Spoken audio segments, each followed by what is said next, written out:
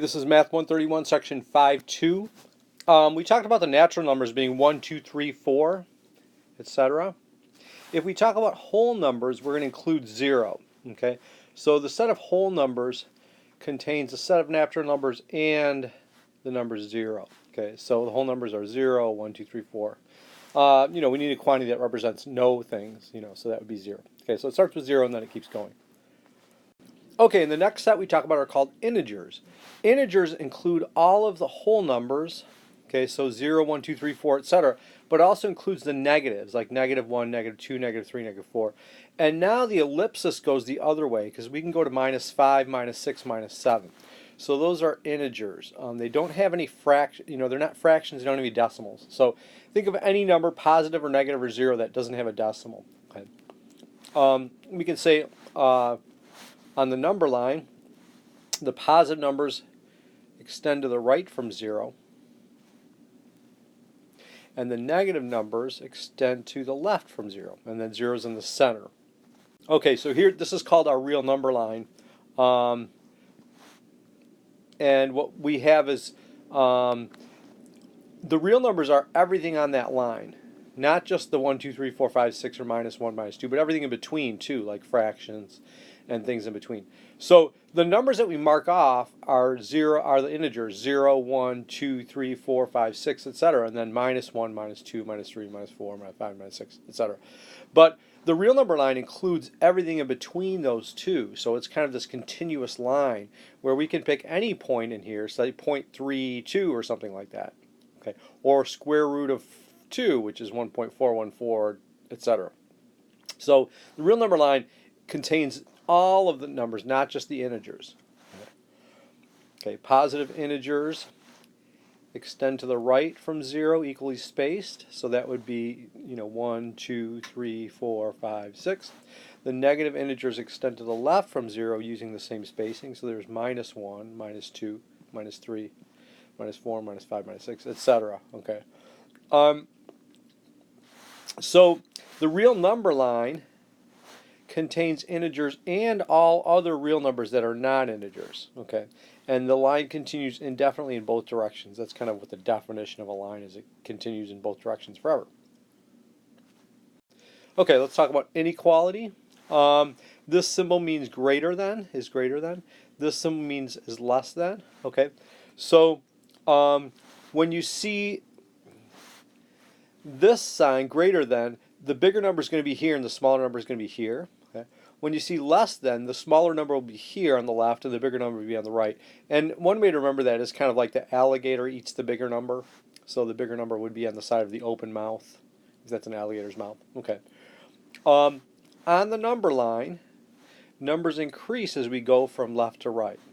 So 2 is to the left of 3 means 2 is smaller than 3. Okay, so we can say 2 is less than 3. Or we can say it backwards. We can say 3 is greater than 2. Okay.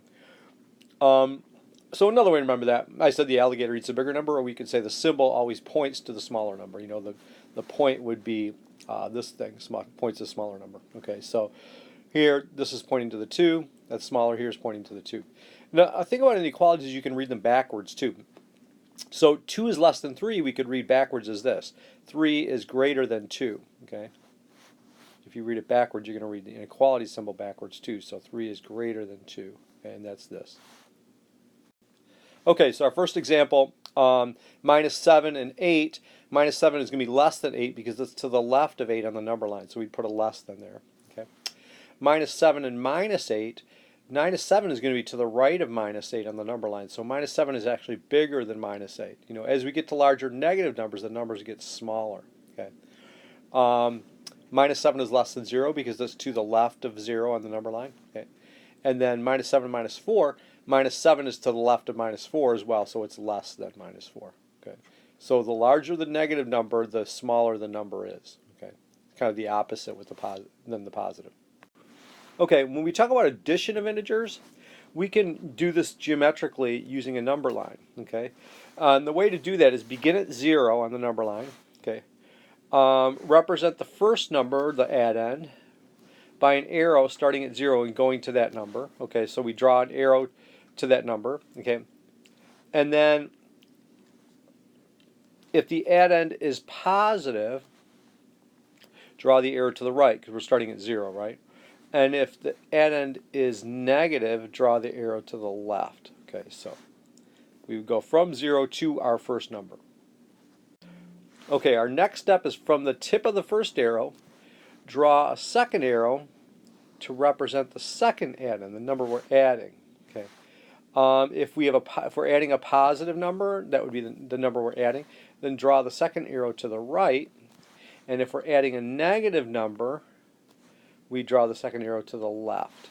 Okay, and then the sum of the two integers is just where we end up, is found at the tip of the second arrow. Okay, so we'll kind of do this geometric method just to kind of show you one way of adding integers. Okay, so we're looking first of all at 3 plus or minus 5. Okay, so using our arrow method, we start at 0 and we would go this way, 0 to 3. Okay, and that's our first addend there, right? And then we're adding a minus 5, so we're going to go 5 this way. We're going to go 5 to the left because we're adding a minus 5. So our second arrow is going to go like this, from this one to here. Okay, and that gives us our answer right there, which is minus 2. Okay, so we went to 3 this way, and then we went 5 that way because we added a minus 5, which means we go to the left. So that's our geometric method, is we go, start at 0, go to 3 because that's our first number, and then we go plus or minus 5, so we go plus 5 that way because it's a minus 5. And it takes us to minus 2. So we can say 3 plus minus 5 is minus 2. Now I know you could probably get this answer without doing the arrow method, but I want you to be able to use this, at least kind of show it in an example. I don't want to use it every time, but I want you to be able to use this method. Okay, let's look at minus 1 plus or minus 4. So we're going to start at 0 and then go to minus 1. So there's our first arrow. Okay, and then our next addend is minus 4, so we're going to go 4 to the left from that arrow. So wherever we ended up with this arrow, we're now going to go 4 to the left. Okay, so there's our 4 to the left. We went 1 to the left to get to minus 1, right? And where does that take us? That takes us to minus 5, which is our answer there. Okay, so there's another one. We're going negative for both of those because they're both negative numbers. To the left for both. Okay, minus 6 plus 4. We start at 0 again, and we go to minus 6, which is over there. Okay, so there's 6 that way. Okay, and then we're going to go plus 4, so we're going to go 4 to the right from that arrow. So remember, we go to the end of the arrow, and now we're going to go 4 this way. There's our plus 4. And where does it take us? It takes us to minus 2. So there's our answer there. Okay, so there's the arrow method. First arrow takes us to minus 6. Second arrow takes us 4 this way to minus 2. Okay, 3 plus or minus 3. So again, we start at 0, and we go 3 to the right because we're taking 3. Okay, and then we're saying plus a negative 3, so we're going to go 3 that way to the left from this arrow. So we go to the tip of that first arrow, and then we go 3 to the left, okay, because it's minus 3. And where does that take us? Well, right back where we started, right? Takes us right back to 0. So we get 3 plus or minus 3 is 0. Okay, they cancel out. Okay, this is an important thing to note. When we subtract integers, really what we're doing is adding the opposite. You can think of subtraction as the opposite of addition. Okay, so we can take any subtraction problem and it can be rewritten as an addition problem. Okay, so a minus b is the same as a plus the opposite of b, or a plus a negative b. Okay, so what we're doing is we're adding the additive inverse of b to a. In other words, we're adding the opposite. It's sort of like two opposites, two wrongs make a right sort of thing. So if we take a minus b, and instead of subtracting b, we're going to add the opposite of b. It's the same thing. So that way we don't have to worry about subtraction. We can just turn it into addition, changing this to the opposite and adding, and then we can do our arrow method for adding integers, and we never really have to subtract. In fact, computers don't subtract. They do this addition. They'll have what's called a parity bit. A bit is just a 1 or a 0, because computers use binary. They only use ones and zeros, and a 0 would represent a positive or negative, and then 1 would represent the other one. So they have a parity bit that tells you the sign of the number, right, in computer world. Okay, for minus 8 minus 5, we're going to change this to minus 8 plus minus 5. So we're going to add the opposite of 5, which is minus 5. So we have minus 8 plus a minus 5. And then using our arrow method or whatever method you want to use, we add the two negatives and we get minus 13. Okay. For minus 8 minus a minus 5, we're going to add the opposite of minus 5, which is just plus 5, right? So this is minus 8 plus 5, which would give us a minus 3. Okay. Another way to look at this one too is that if you have a minus minus, you can just change it to a plus plus, right? And that's how we get that plus 5 there. So that's kind of a trick that we can do when we're saying minus a minus. It's the same as a plus. Okay, 8 minus a minus 5. Again, we're going to add the opposite. So if we add the opposite of minus 5, we're adding plus 5, right? So, or again, we can do our plus plus thing. So if we do plus plus, that gives us 8 plus 5. Okay.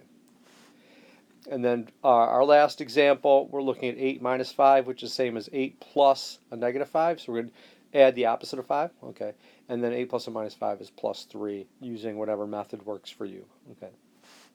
So we don't really have to do subtraction. We can just turn it into addition by changing the second number to the opposite and doing what we do when we add integers. Remember, we're adding integers. Some of it can be negative, right? An important property of mathematics is whenever we multiply times 0, we get 0. Okay? Whatever number we take. So if we take any number called a and multiply times 0, whether we do a times 0 or 0 times a, we always get 0. Okay? This is called the multiplication property of 0. Okay?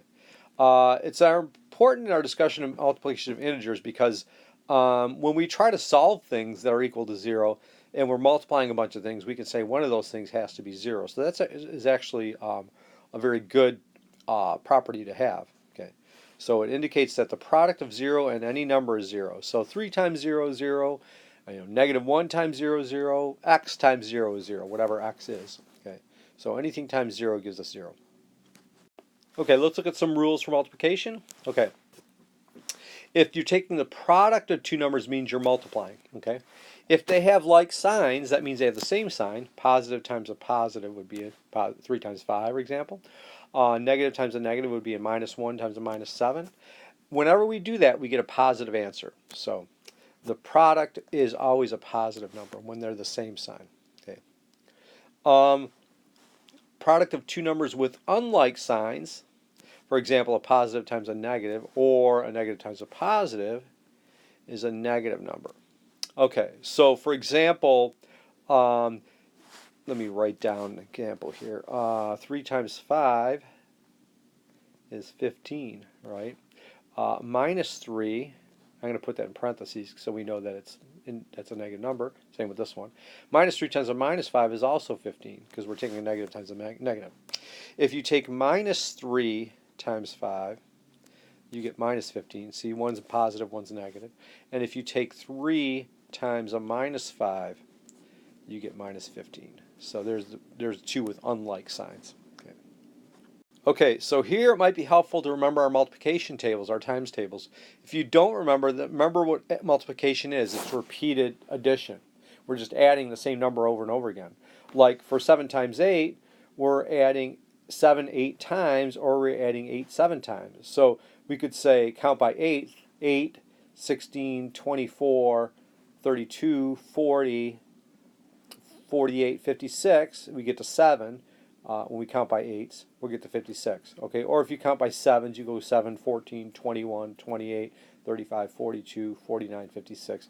Count by 7s 8 times, you get 56. Okay, so we know 7 times 8 is 56. If it's positive times a positive, same sign, our answer is plus 56. If it's negative times a negative, same sign, we also get a plus 56. Okay, so that would be D. Okay. If you're taking a positive times a negative, different signs, you get a minus 56, 7 times minus 8. Or if you're taking a minus 7 times 8, again, they're different signs. One's positive, one's negative. That would give us minus 56. So different signs are C and B, gives us minus 56. Same signs, A and D, both positive or both negative, gives us a plus 56 as our answer when we multiply. Okay, now let's talk about division. Okay. Let's say we have 3 numbers, A, B, and C, whatever they are, and B is not 0. Okay, and we write A over B equals C, that means we're taking A divided by B to get C, okay? And that's the same thing as saying C times B equals A, okay? Now, if we write it out this way, it's a little bit easier to see, okay? First of all, let's do this. 2 plus 3 equals 5. I'm going to start with an addition problem, and what I'm going to do is read it backwards. Now, when I read it backwards, I'm going to go 5 minus 3 equals 2, so I'm going to do the opposite operation. So 5 minus 3 is 2. 2 plus 3 equals 5 is the same thing as saying 5 minus 3 equals 2. So let's rewrite it that way. Okay. So we're going to write 5 minus 3 equals 2, doing everything backwards, but I'm going to do this 5 minus the 3 to get 2. Okay. Now let's do the same thing with A, B, and C, but we're going to do, I'm going to kind of do it this way. I'm going to do division. Okay, so we're going to write A. Now this is the same thing as A over B. When you see A divided by B, that's the same thing as that A over B there, okay? So just keep that in mind. Equals C. And that is the same thing. Now the opposite of dividing is multiply. So we can go backwards and do the same thing. So we can say C times B equals A. So we can go backwards and put a times here and it equals there. So that would be the same as saying C times B equals A. Now notice they used a dot there instead of an X. And we'll do that too. When we talk about multiplication, you'll see a dot there a lot. Okay. The reason we use this dot for multiplication instead of the X is because a lot of times we use X as a variable. Okay. And if you're trying to write X times something, it's really easy to confuse this times X for multiplication. So we don't use X anymore for multiplication. We use dots. Okay. So we can use X as a variable. Okay. So if you see that dot like that, it means multiply. Okay. We're not going to use that times sign for multiplication generally. Okay, let's talk about some rules for division. When we divide two numbers, our answers are quotient. So quotient is what we get when we divide. Okay. If we're taking two numbers with the same sign, okay, a positive divided by positive or a negative divided by negative, the answer is a positive number. Our quotient is a positive number, just like for multiplying. Okay, if you're multiplying two numbers of the same sign, positive times positive or negative times negative, you get a positive answer. Same with dividing. Okay, quotient of two numbers with unlike signs, a positive divided by negative or a negative divided by positive, will give us a negative number. Okay, just like when we multiply two numbers with unlike signs. Okay.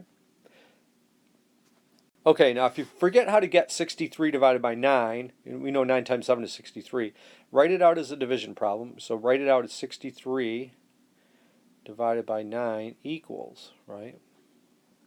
We can start by that and then say, okay, well, I know if I go backwards I can go times, right? So I'm basically going to say what times 9 equals 63. Okay, so what times 9 equals 63? And if we remember our multiplication tables, we'd say our answer would be 7. Okay, I put a little slash through my 7, so it doesn't look like a 2. Okay, so 63 divided by 9 is 7. If they're both positive, our answer is positive. If they're both negative, our answer is also positive, so for D. Okay. If one is negative, one's positive, first one's negative, second one's positive, my answer is minus 7.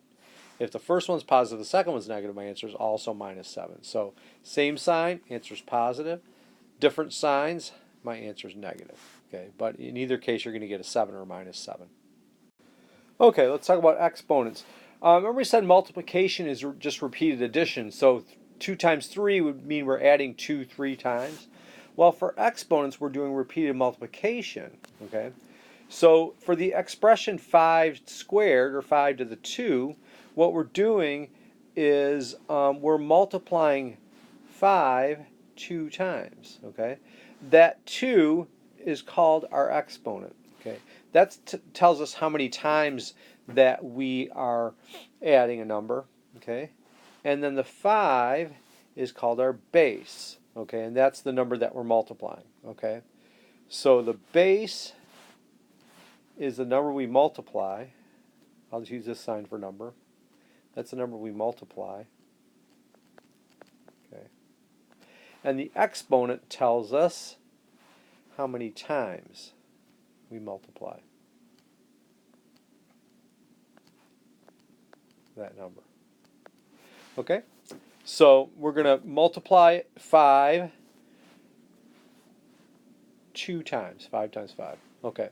So if we take a number b to the nth power, whatever n is, 6 or 7 or 8 or whatever, that means we're going to multiply b n times. So let's say b to the 7th, we multiply b 7 times. Okay.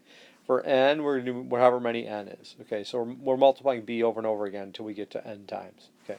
So for 2, we just squared, we just do it 5 twice. Okay.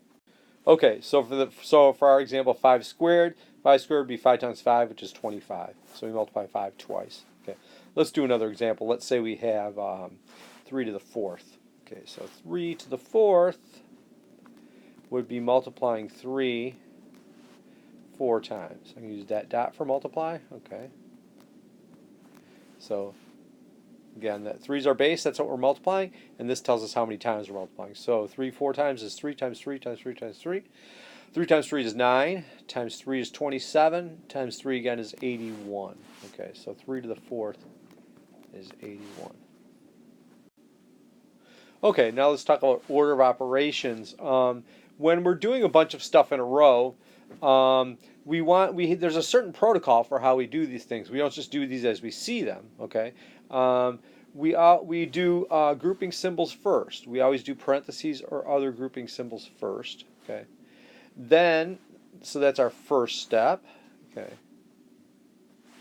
Then we do all exponents. So the next step is exponents. Okay. So that would be our second step. Let me mark that one as 2. Then we do all multiplications and divisions going left to right. So next we perform all multiplications and divisions at the same time going from left to right. So that would be our third step. And that's kind of our third and fourth step. So we can say 3, 4. Okay.